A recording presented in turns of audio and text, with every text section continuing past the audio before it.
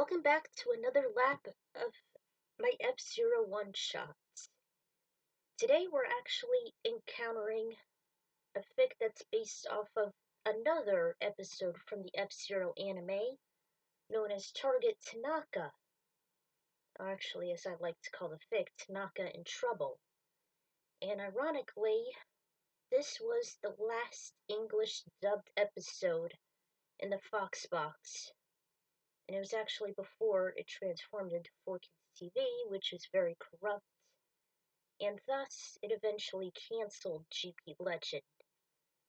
And even more ironic, this was actually the final episode before it repeated itself on Christmas.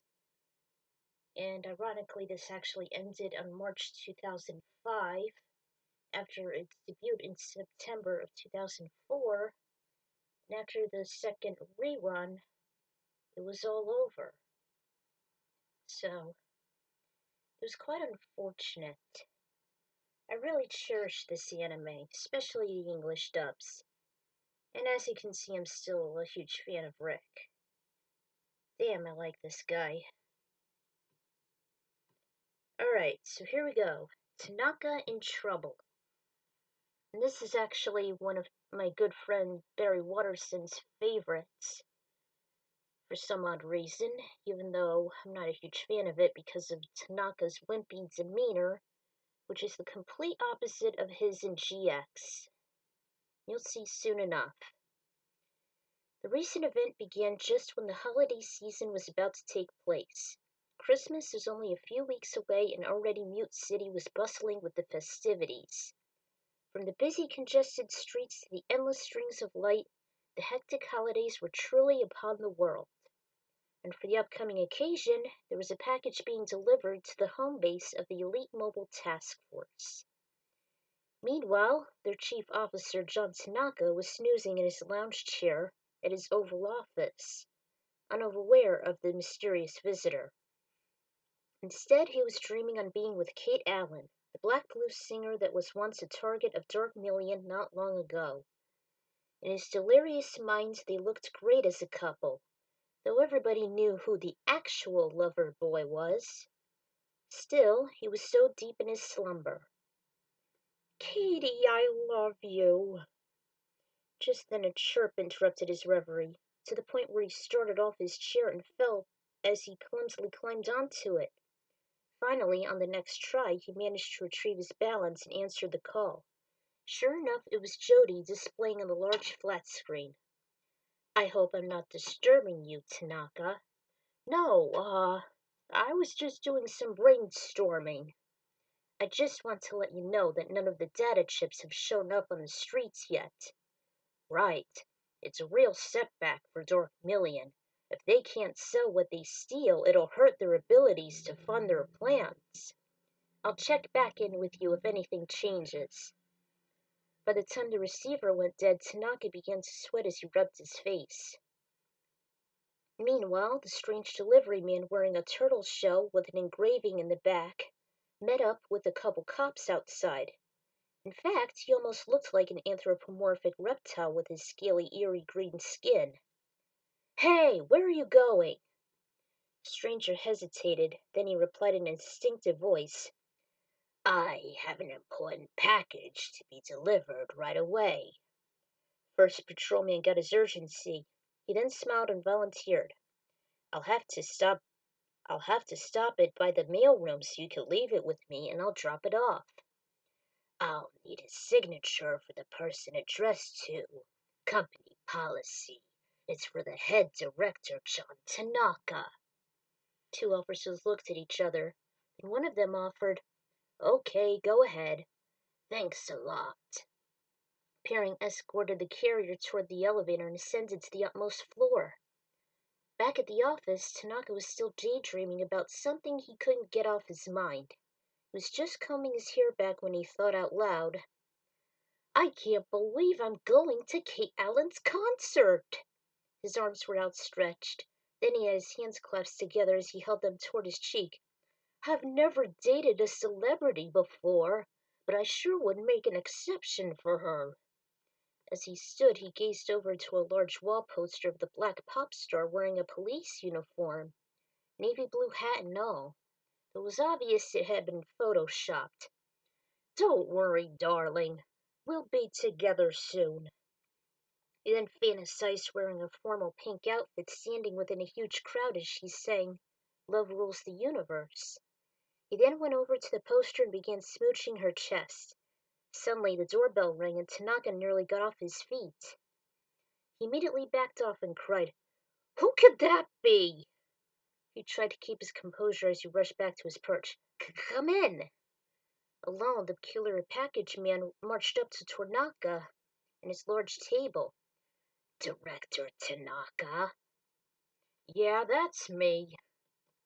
"Package for you." John just looked over it funny. "This is odd. I was never expecting a package. I think it'll blow up when I open it." That caught the weird delivery man off guard. He knows. I do love surprises." He then saw him turn away. "Wait.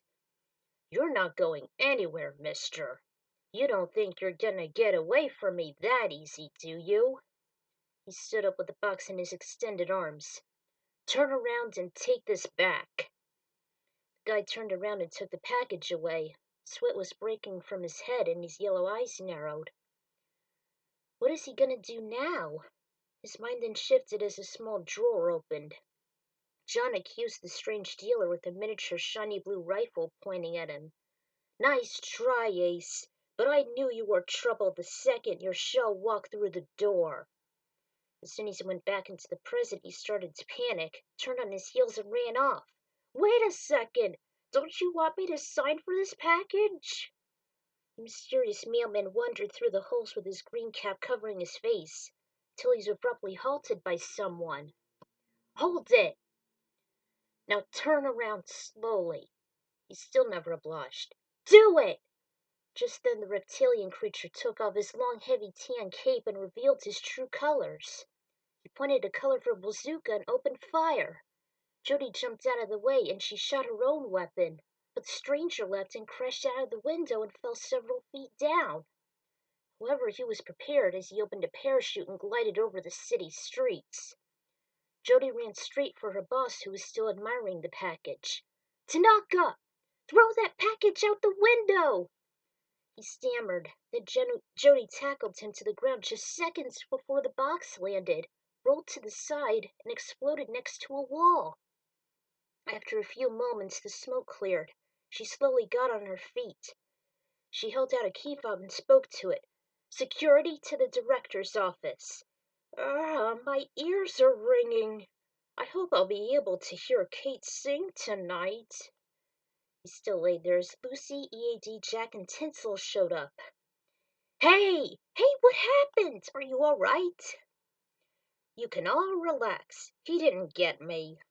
Unfortunately, he didn't get the attention he was expecting. Instead, they rushed past him toward their associate.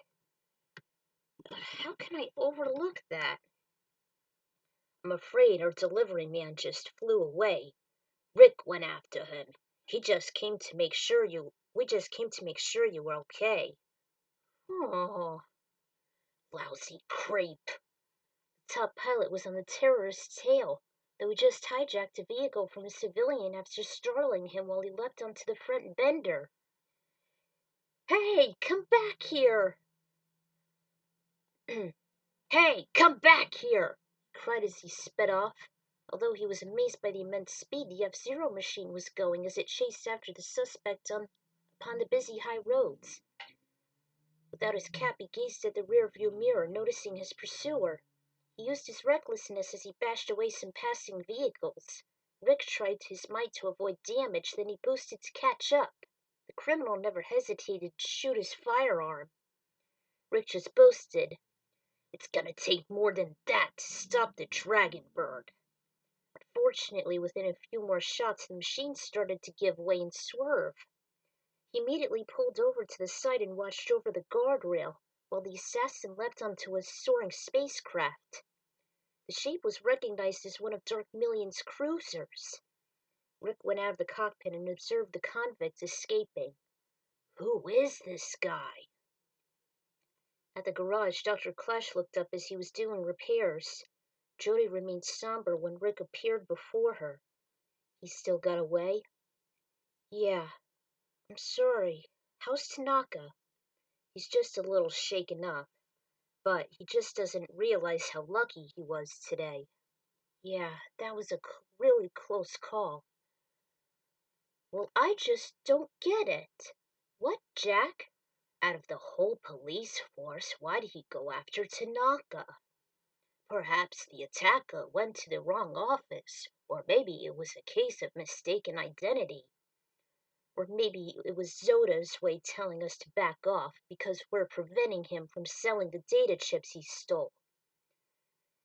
He thinks if he gets rid of the boss, we'll give up. Dr. Stewart walked in with Tinsel close to his side. We've got something, Jody. The medico held out a tablet showing the deadly killer's image. I read through a description in the database and ID of the attacker. Apparently, he's one of the top shooters in the galaxy. Jody took the device and scanned over the sketchy life form. Lucy went to her side. He's extremely intelligent and ruthless. That's Pico! I know him from anywhere! Dr. Stewart and I encountered him during the first F-Zero Grand Prix. He's the pilot of the Wild Goose.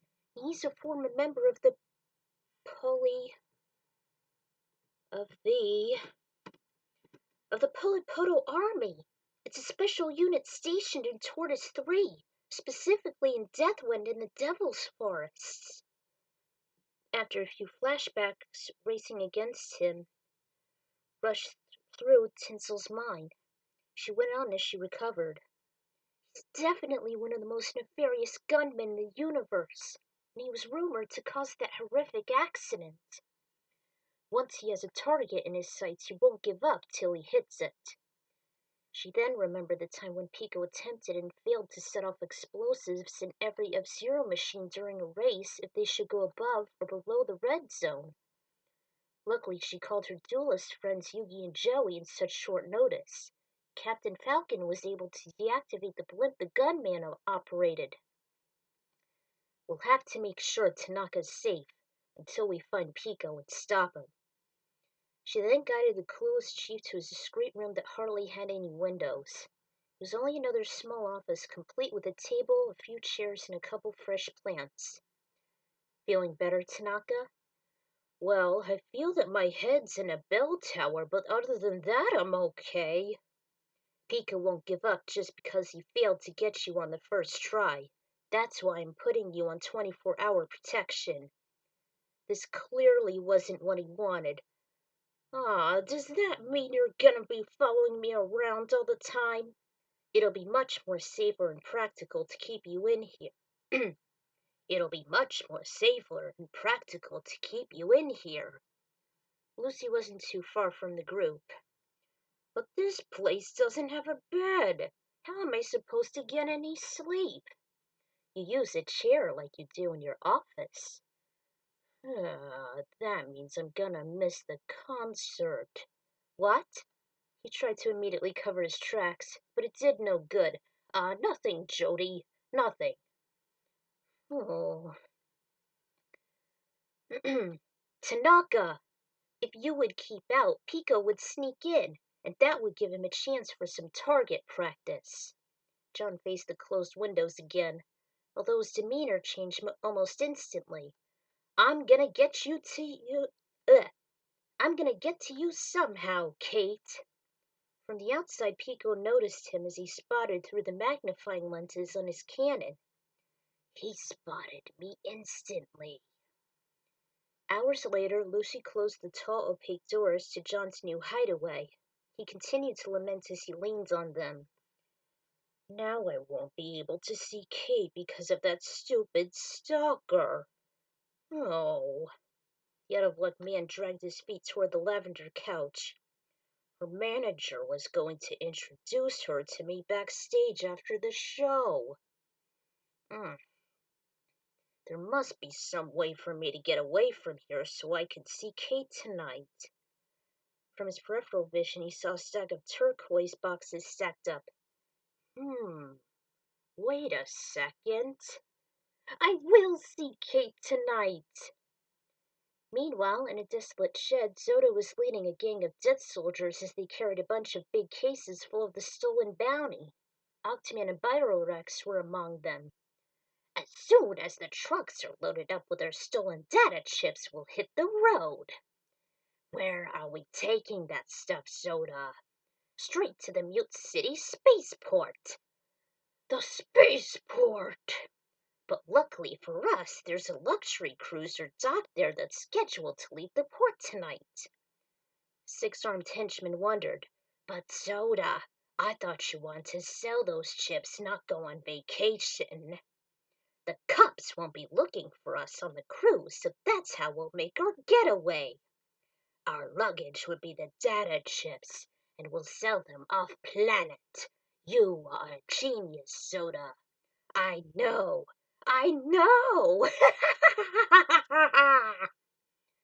Two massive dark gray trucks pulled away with the quartet and the chips inside. Minutes later, at Gate 3, two delivery men were carrying a very big case, also weighing close to a ton. This is heavy. I wonder what's in it. Whatever it is, it's fragile. Just be careful not to drop it. The guys accidentally did just that. The package landed with a thud and an ow! Hey, did it just let out a scream? Managed to board it in a caravan en route to Kate's concert. This is a rush delivery for the cruise ship Diamond Star at the Port Town spaceport. They didn't know someone smelling Riley was already in it. Sometimes you gotta think inside the box. The stowaway Tanaka was still thrilled with himself, although the cramped space eventually became too much for him. He was running short of air and wiggle room as he struggled to break free. I can't get out! Luckily, the van hit a speed bump, causing the box to roll down the road and burst open. Seconds later, a nearby taxicab pulled up.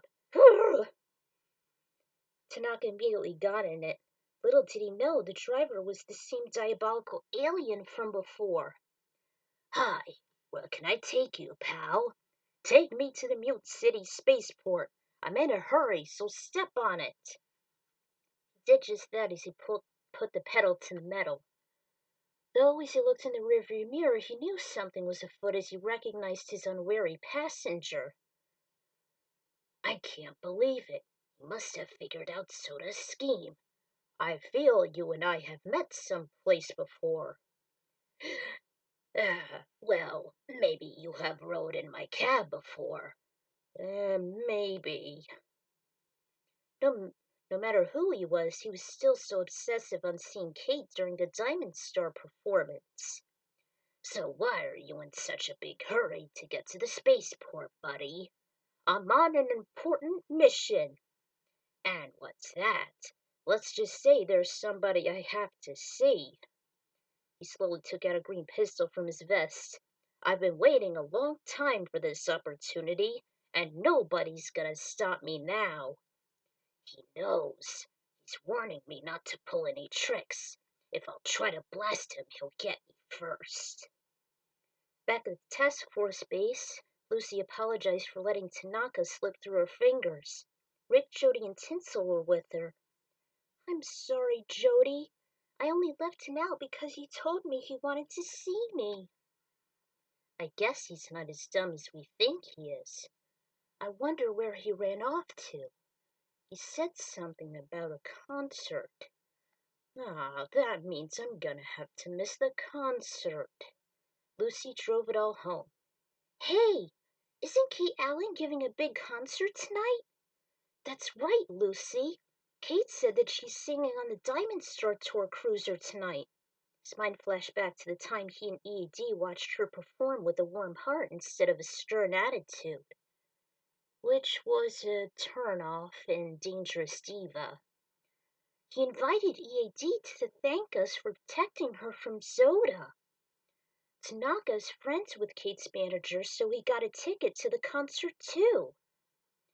Maybe. No matter where Tanaka went, there's a good chance Pico's tracking him. If we don't find him soon, it may be too late." "Yeah." Tinsel couldn't agree more with what her best friend was saying, as much as she didn't like him very much. "Let's get to that star cruiser. Although, as much as you wanted to see Port Town, Tinsel, you gotta stay on guard. This isn't the time for sightseeing, you know." "Right." She did feel a little disappointed, but she knew they had a job to do. "I'll try and concentrate as much as I can, Jody. Let's go, then." They boarded a small goldenrod cab and they were on their way to the luxury ocean liner. The exuberant announcer called from inside the massive elaborate cruise line. "On behalf of the captain and crew of the Diamond Star, welcome aboard. Tonight we are delighted to host an exclusive concert from one and only Kate Allen. And after a concert we head into orbit. Please proceed to the main port immediately and bon voyage." The main deck was extremely crowded with numerous diehard fans of humans and extraterrestrials. Pico was watching from a guardrail. "Tanaka's smart. He knew I couldn't pick up this crowd." Zoda was just as angry as he broke the news inside a distant storage area. "Tanaka knows? How can he figure out my plans so fast?" "He's the most brilliant cop I've ever seen. Tanaka never seemed to miss a trick. He anticipates every move we make." Dang errors. Zoda was trying to hold his rage back as his hand was shaking, holding a forkful of strawberry shortcake. "We should call off and leave while we still have a chance." "We're not going anywhere!"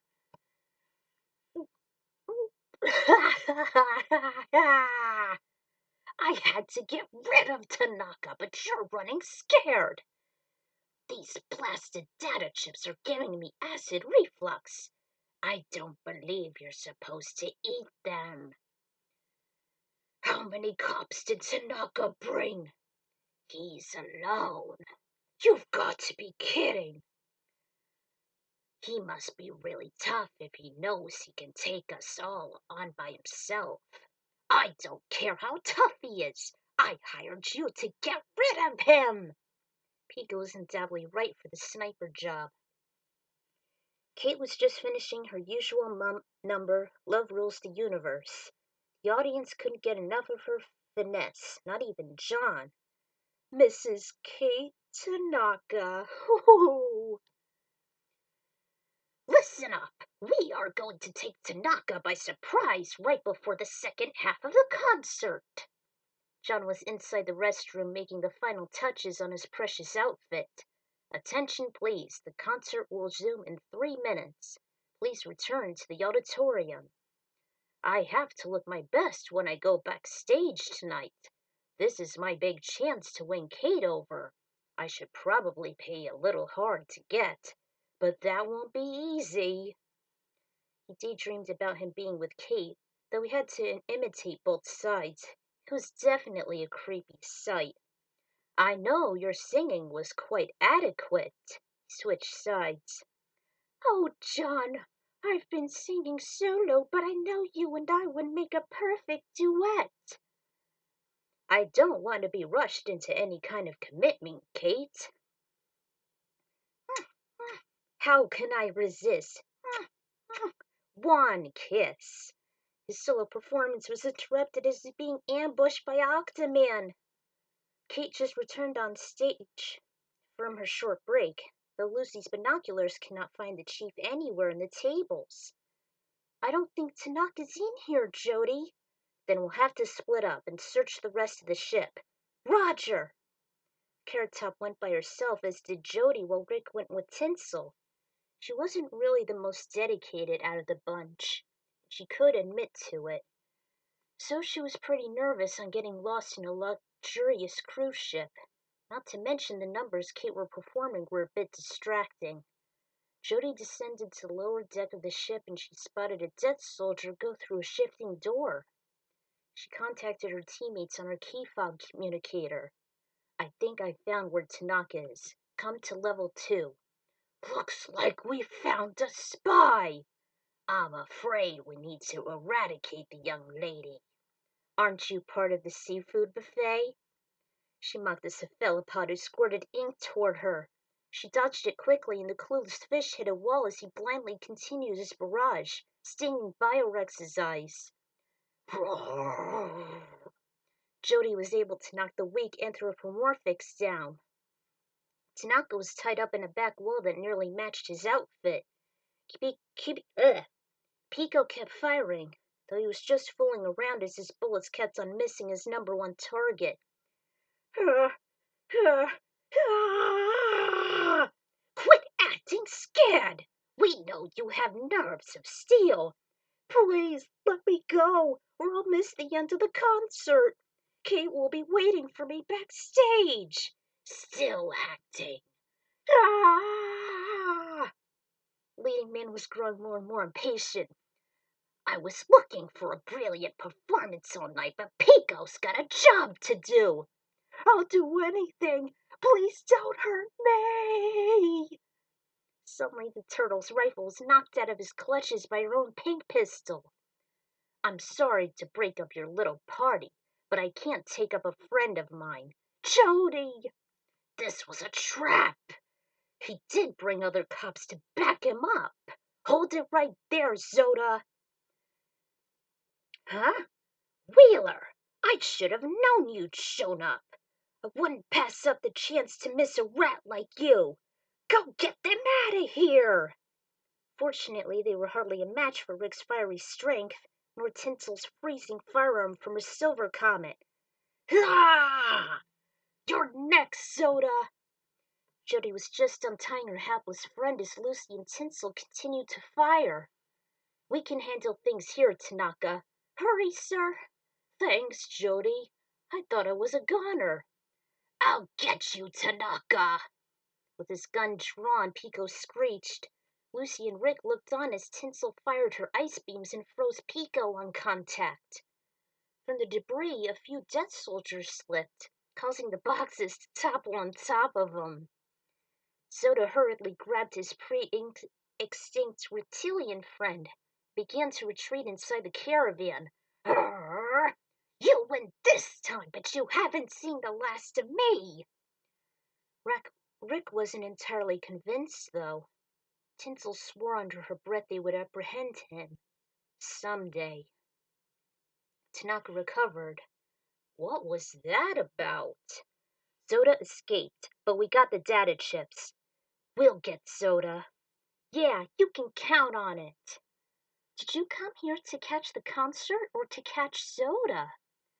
Well, you see, I got a ticket for the concert because I had to hunt Zoda before he tried to smuggle the chips off planet. Ironically, Jody seemed to buy into it.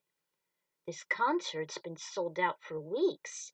I'm impressed you were able to figure it out what Zoda was up to before he committed the crime.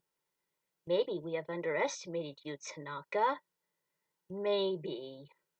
Tinsel, however, wasn't very pleased. Just then, the hostess of honor, along with her midget manager, ran up to the heroes. Kate! At last we meet! Much to his surprise, they simply rushed past him in his open arms. Oh, it's great to see you, Rick. Where's EAD? Actually, he couldn't make it tonight. Well, I'm glad that you're here. She gave him a peek on the cheek. But Kate, what about me? If you don't go away, the officers would have to arrest you. Kate. He actually had Tanaka's own name on it. Oh, I'm terribly sorry. Oh, don't worry about me. Oh. They never knew he could be so lovesick. They enjoyed the rest of the performance, though Tinsel was just sitting back and soaking the stellar beauty as the cruiser sailed across the ocean and under the delightful starry sky. A day later, she resumed her holiday shopping, and she just found a very special gift that was sealed in a golden heart-shaped locket. Meanwhile, the Dragon Bird was racing smoothly alongside the Great Star and the Super Piranha down the Beacon Port Highway, while the clunky Wonder Wasp was trailing further and further behind. Tanaka was still begging with all his might his broken heart could possibly muster. Kate, wait up! I didn't get your autograph! Hey, Kate, wait for me! I remember this episode well, back in December of 2004 as it aired on the Fox box just 1 week before Christmas. I'm not kidding. After the last episode, they decided to start over again with the pilot The Legend Begins, and I had to record it while I was opening gifts.